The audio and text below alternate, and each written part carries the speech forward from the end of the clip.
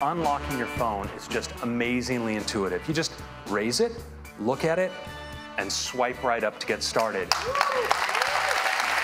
That was Apple's Craig Federighi demonstrating the company's new Face ID technology. Apple introduced 3 new iPhones yesterday. They included the highly anticipated iPhone X.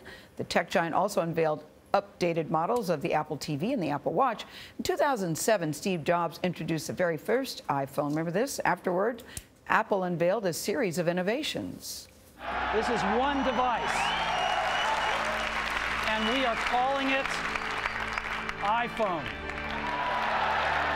Today we're introducing the iPhone 3G. I'm really pleased to tell you today all about the brand new iPhone 4S. What we really want to do is just talk to our device. That's a feature of the iPhone 4S we call Siri.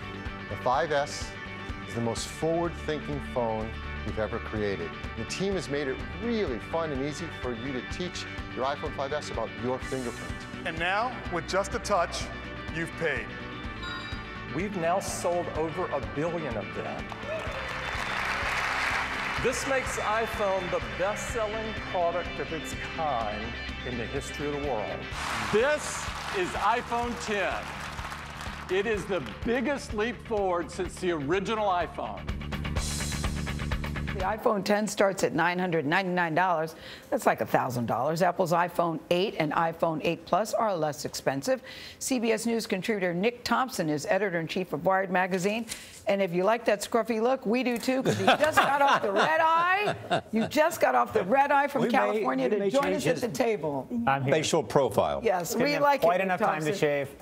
But it is actually... Nobody's complaining. Nobody's complaining. Thank you. You look great. Let's talk about the iPhone X. The big question is it worth $1,000? It is worth $1,000 if you are an early adapter, if your company will pay for it, and if you're okay with having a few weeks where it's confusing to swipe down, swipe up, push that thing on the side. We're all used to the system that the iPhones have given us for the last little while, but it looks pretty great. So if you like new stuff, go for it. How about functionally? Yeah.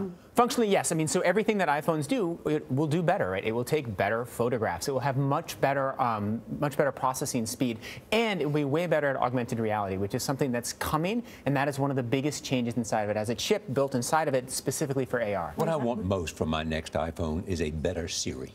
Do we get a better Siri? It will have a slightly better Siri just based on the processing speed, but really if that's your biggest concern, you should probably stick with one of the other models and save some money. But what about the no finger thing again, which I actually think is kind of good, because after I did the finger thing, guys, I couldn't remember which finger did I use.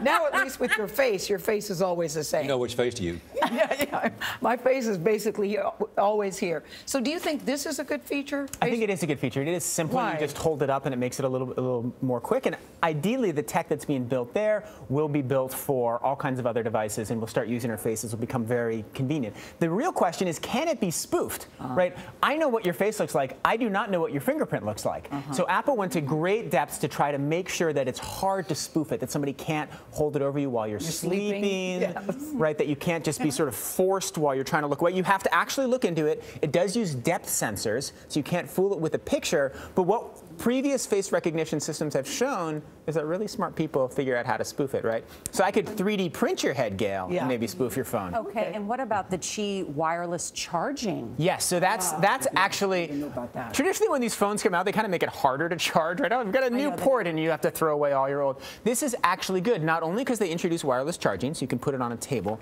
but also they made it fit in with the normal system. So the chargers that already exist will be compatible with iPhone. Instead of building their own proprietary system that nobody has and that confuses you, that was actually a nice example of Apple What rarely justifies the idea that they expressed that this is a new generation? Yeah.